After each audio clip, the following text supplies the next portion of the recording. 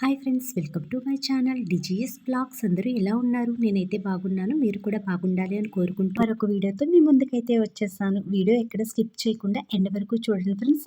అలాగే ఈ వీడియో చూసే ముందు చిన్న లైక్ ఇచ్చి అయితే చూడండి. మీరు ఇచ్చే లైక్ వల్ల నా వీడియో మరికొంతమందికి రీచ్ అయ్యే అవకాశం అయితే ఉంటుంది. లైక్తో పాటు హైప్ ఇవ్వడం అయితే మర్చిపోవద్దు. మరి లేట్ చేయకుండా వీడియోలోకి అయితే వెళ్ళిపోదాం.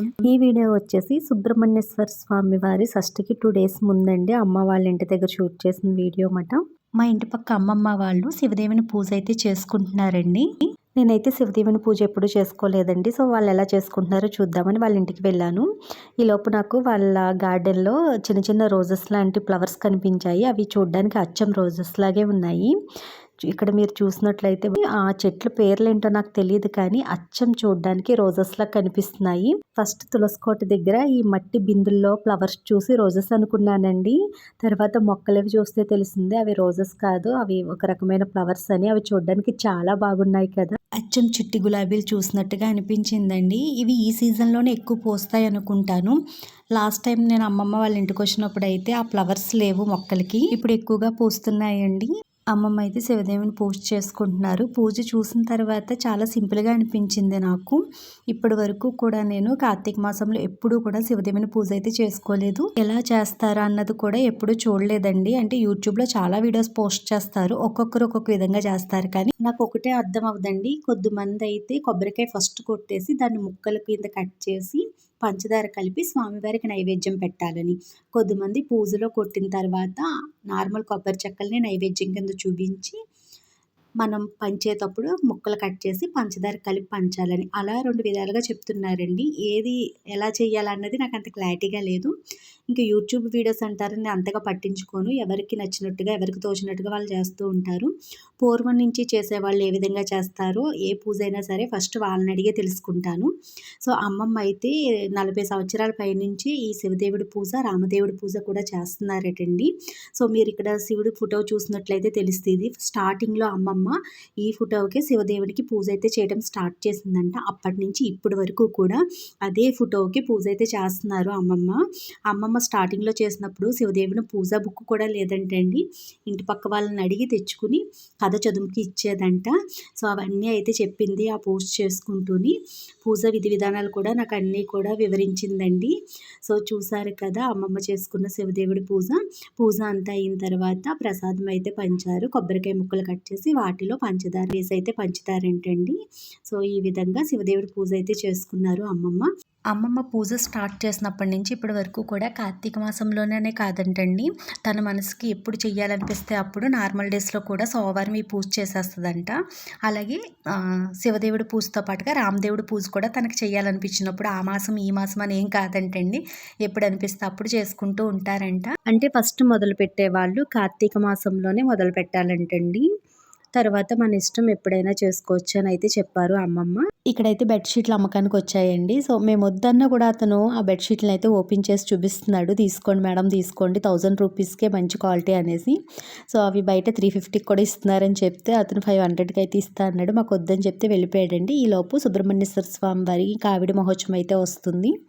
ఆల్రెడీ ఆ రోజు నేను కావిడి మహోత్సవం లైవ్ అయితే ఇచ్చానండి. ఆ వీడియో చూడలేని వాళ్ళు ఎవరైనా ఉంటే కనుక డిస్క్రిప్షన్లో వీడియో లింక్ ఇస్తాను, ఒకసారి చూడండి. ఆ రోజు ఈవినింగ్ 4:30 ఆ టైంకి నేనైతే దక్షిణ కాశీ వెళ్ళానండి. మార్నింగ్ మాచవరంలో ఉన్నానన్నాను. సో ఈవినింగ్ దక్షిణ కాశీ ఎలా వెళ్ళానో అనుకుంటున్నారా? మీరు విన్నది నిజమేనండి. నిజంగానే దక్షిణ కాశీ అయితే వెళ్ళాను. అక్కడ 12 జ్యోతిర్లింగాల్ని, అష్టాదశ శక్తి పీఠాలని కూడా దర్శించుకున్నానండి. నాతో పాటు మీరు కూడా దర్శించుకుంటారని వీడియో అయితే షూట్ చేశాను. సో మాకు దగ్గరలో ఉన్న బలభద్రపురంలో ఆంధ్ర షిరిడి సాయిబాబా టెంపుల్, అలాగే వెంకటేశ్వర స్వామి వారి టెంపుల్ ఎంత ఫేమస్. అలాగే ఈ మధ్య కాలంలో నిర్మించిన శ్రీ విశాలాక్షి సమేత శ్రీ విశ్వేశ్వర స్వామి వారి దేవస్థానం, దాన్నే దక్షిణ కాశీగా పిలుస్తున్నారండి. ఈ టెంపుల్ని దక్షిణ కాశీగా పిలవడానికి ఒక విశిష్టత అయితే ఉంది. సో ఈ టెంపుల్లో శివలింగాల్ని చూసిన తర్వాత ఖచ్చితంగా ఇది దక్షిణ కాశీ అనవలసిందేనండి. ఎందుకంటే ఈ టెంపుల్లో ఎక్కడా లేని విధంగా మన ఇండియాలో ఉన్న 12 జ్యోతిర్లింగాల్ని ఒకే చోట దర్శించుకోవచ్చు. అలాగే అష్టాదశ శక్తి పీఠాలు అమ్మవార్లను కూడా ఒకే చోట దర్శించుకోవచ్చండి. ఈ టెంపుల్ కూడా చూడ్డానికి చాలా బాగుందండి. స్టార్టింగ్‌లోనే కాలభైరవ స్వామి వారు నవగ్రహాలు అయితే ఉన్నాయి. సో, వాటిని దర్శించుకున్న తర్వాత ధ్వజస్తంభం దగ్గర ఉన్న నందీశ్వరుని దర్శించుకుంటే ఆ స్వామివారికి కుడి చేతి వైపుగానే మనకి గురుదక్షిణామూర్తి స్వామివారు అయితే దర్శనమిస్తారండి. ఆయన దర్శించుకున్న తర్వాత ఇక్కడ ఉయ్యాల్లో ఉన్న ఉత్సవ విగ్రహాలు స్వామి అమ్మవారిని దర్శించుకుని ఆ తర్వాత ద్వారానికి ద్వారపాలకులు పక్కనే ఒక పక్క బుజ్జి గణపయ్య, ఒక పక్క కుమార సుబ్రహ్మణ్యేశ్వర స్వామి వారి దర్శనమిస్తారండి. వీళ్ళని దర్శించుకున్న తర్వాత మనం స్వామివారిని అయితే దర్శించుకోవచ్చు. ఈ శివలింగాలకి 4 వైపులా ద్వారాలు అయితే ఉంటాయండి. 4 వైపుల నుంచి కూడా మనం స్వామివారిని అయితే దర్శించుకోవచ్చు. అలాగే 4 వైపులన కూడా నందీశ్వరులు అయితే ఉన్నారు. సో, ఇక్కడ మీరు చూస్తున్నారు కదా, ఎటువైపు నుంచి చూసినా మనం జ్యోతిర్లింగాన్ని అయితే దర్శించుకునేలాగా ఏర్పాట్లు అయితే చేశారు. నేను వెళ్ళే టైంకే కరెక్ట్గా పూజారి గారు అయితే ఈవినింగ్ పూజ కోసం అన్నీ సిద్ధం చేసుకుంటున్నారండి. అయినప్పటికీ కూడా అభిషేకం అయితే చేసుకోమన్నారు. ఆ జ్యోతిర్లింగాలకి నేను అభిషేకం అయితే చేసేసుకున్న తర్వాత ఈయన పూజ అయితే చేశారు. ఆ వీడియో క్లిప్పింగ్ అయితే యాడ్ చేశానండి. ఇక్కడ ఉన్న అష్టాదశ శక్తి పీఠాలకి జ్యోతిర్లింగాలకి పూజ చేయడానికి పూజారి గారిని అయితే కాశీ నుంచి తీసుకొచ్చారంటండి. ఈయనకి తెలుగు రాదు, కానీ మనం చెప్పేదైతే అర్థమవుతుంది. ఆయన పూజ చేసిన తర్వాత నమస్కారం చేసే విధానం కూడా వేరేలా ఉంది కదండి. సో, అలాగే గర్భగుడి లోపల గోడల పైన పైవర్స్ అంతా కూడా ఇలా శివుని ఒక అవతారాలు అలాగే అమ్మవార్లు అయితే ఉన్నారండి. కాశీ అన్నపూర్ణేశ్వరి, అర్ధనారీశ్వరుడు, రాజస్వామి, అలాగే గురుదక్షిణామూర్తి, కాలభైరవ స్వామి, ఇలా మొత్తం స్వామివారి అవతారాలు అయితే ఉన్నాయండి. గర్భగుడికి 4 మూలలా కూడా అష్టాదశ శక్తి పీఠాలు అమ్మవార్లు అయితే ఉన్నారు. ఈ అష్టాదశ శక్తి పీఠాల అమ్మవారిని దర్శించుకోవాలంటే మనం ఎక్కడెక్కడికో వెళ్ళాలి కదండి. సో, మన ఆంధ్రాలో అయితే 4 చోట్ల మనకి అష్టాదశ శక్తి పీఠాలు అయితే ఉన్నాయి. అది కూడా ఒకటి శ్రీశైలం, 2 మాకు దగ్గరగా ఉన్నవేలెండి, ద్రాక్షారామం, పిఠాపురం. సో, నేను ఎప్పుడు పిఠాపురం వెళ్ళలేదు, కానీ ద్రాక్షారామం మాణిక్యాంబ దేవిని అయితే దర్శించుకున్నాను. సో, మిగతావన్నీ కూడా బీహారు, నెక్స్ట్ ఉత్తరప్రదేశ్, అలాగే శ్రీలంక, తమిళనాడు, అలా ఎక్కడెక్కడో ఉన్నాయండి. అవన్నీ దర్శించుకోవాలి అంటే మనకి చాలా రోజులు పడుతుంది. నెక్స్ట్ మనల్ని తీసుకువెళ్ళే వాళ్ళు ఉండాలి, అవన్నీ తిప్పి చూపించే వాళ్ళు కూడా ఉండాలి కదా. ఎటువంటి శ్రమ లేకుండా, ఎక్కడికి వెళ్ళనవసరం లేకుండా అవన్నీ కూడా మన బలభద్రపురంలోనే అయితే మనం వచ్చి దర్శించుకోవచ్చండి. అలాగే ఇక్కడున్న జ్యోతిర్లింగాలండి, 12 జ్యోతిర్లింగాలు. వీటిని కూడా దర్శించుకోవాలంటే మనం ఎక్కడెక్కడో రాష్ట్రాలన్నీ తిరిగి ఎవరైనా గైడెన్స్ ఇచ్చేవాళ్ళు ఉండి వాళ్ళు కూడా వెళ్ళి అవన్నీ దర్శించుకురావాలి. అలాంటి పని శ్రమ లేకుండా మనకి అన్ని జ్యోతిర్లింగాల్ని, అష్టాదశ శక్తి పీఠాలని ఒకే చోట దర్శించుకునేలాగా బలభద్రపురంలో మనకి శివాలయం అయితే కట్టారు.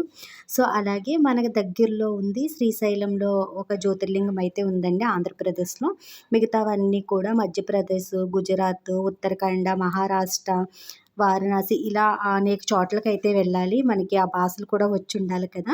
సో, ఎలా అయితేనో నేను ఇక్కడికి వచ్చి స్వామివారిని అయితే దర్శించుకుని స్వయంగా నా చేతుల మీదుగా స్వామివారికి వాటర్ వేసి అభిషేకం అయితే చేసుకున్నాను. ఆ వాటర్ అంతా కూడా అక్కడే ఏర్పాటు చేసి ఉంచారండి. ఏ టైంలో అయినా స్వామివారికి మనం అభిషేకం అయితే చేసుకోవచ్చంట. సో, నేను 4:30 ఆ టైంకి వెళ్ళాను కదా. 5:30, 6కి వచ్చిన వాళ్ళు కూడా స్వామివారికి అయితే అభిషేకాలు చేసుకున్నారు. అభిషేకాలు అంటే అభిషేకానికి సంబంధించినవి పాలు, పెరుగు ఇలాంటి ద్రవ్యాలు ఏమీ కాకుండా అక్కడ బకెట్లతో వాటర్ పెట్టారండి. ఆ వాటర్ వరకునే తీసుకుని మొత్తం జ్యోతిర్లింగాలన్నింటికి కూడా అయితే అభిషేకం చేసుకోవచ్చు. అభిషేకం చేసిన వాటర్ని పూజారి గారు అయితే ఒక పాత్రలోకి తీసుకుని ఆ వాటర్నే తీర్థం కింద అయితే ఇస్తున్నారండి. ఇక్కడ ఏం చేస్తున్నారో పూజారి గారు అని చూసాను నేను. అభిషేకం వాటర్ని ఒక పాత్రలోకి తీసుకుని అందులో అక్కడ నైవేద్యం కింద పెట్టిన చిప్స్ వేసి ఆ వాటర్ని తీర్థం కింద అయితే వచ్చిన భక్తులందరికీ ఇస్తున్నారండి. ఈ తాతగారు కూడా పూజారితో పాటుగానే పూజలు అయితే చేస్తున్నారు. ఒక్కొక్క రాశి వాళ్ళకి ఒక్కొక్క ద్వాదశలింగాన్ని అయితే దర్శించుకోమని చెప్తారు కదండి. అంటే మేషరాశి వాళ్ళకి ఒకటి, తులారాశి వాళ్ళకి ఒకటి అన్నట్టుగా. సో, అవి ఎక్కడెక్కడో ఉండటం వల్ల మనం వెళ్ళి దర్శించుకోలేము కదండి. కానీ ఈ టెంపుల్కి వచ్చినట్లయితే మన రాశికి సంబంధించిన ద్వాదశలింగాన్ని దర్శించుకుని అభిషేకం అయితే చేసుకుని వెళ్ళొచ్చు. సో, చూసారు కదా బలభద్రపురంలో ఉన్న అష్టాదశ శక్తి పీఠాలు అలాగే ద్వాదశలింగాలని కూడా. వీడియో నచ్చినట్లయితే లైక్ చేయండి, షేర్ చేయండి. ఫస్ట్ టైం ఎవరైనా నా వీడియోలు చూస్తున్నట్లయితే తప్పకుండా నా ఛానల్ని సబ్స్క్రైబ్ చేసుకోవటం అయితే మర్చిపోవద్దు. Thanks for watching. రేపటి వీడియోలో మళ్ళీ కలుసుకుందాం. Bye friends.